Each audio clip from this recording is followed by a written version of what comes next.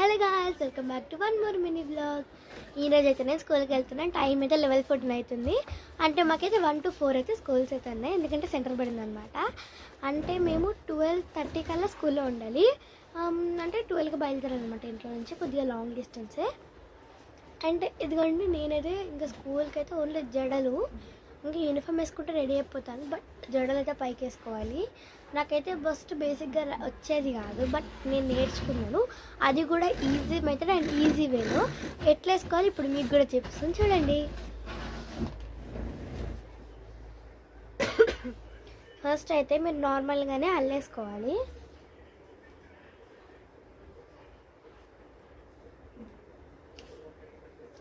ఇదిగోండి, నార్మల్గా అల్లేసుకున్న తర్వాత ఇక్కడ కింద కొద్దిగా స్పేస్ ఉండేటట్టుగా ఉంచి రబ్బర్ వేసేసుకోండి.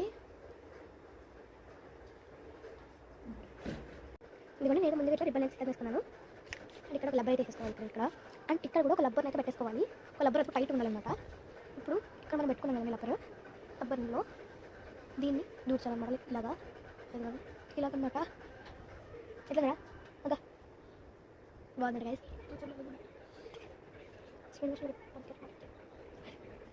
ఇప్పుడు దీన్ని ఇట్లాగా సాగదీసి దీంట్లోకి దూకాలి.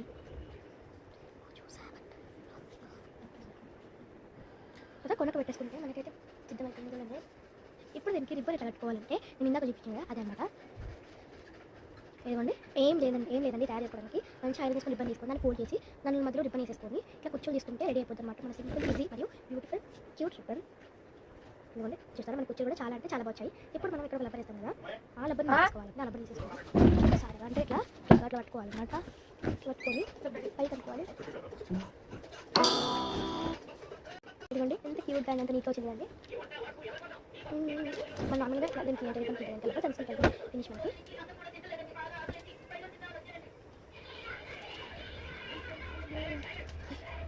చాలా అంటే చాలా టైట్గా ఉంది. ఇప్పుడు అలా తీసుకున్నాం. తీసుకున్నాం ఇప్పుడు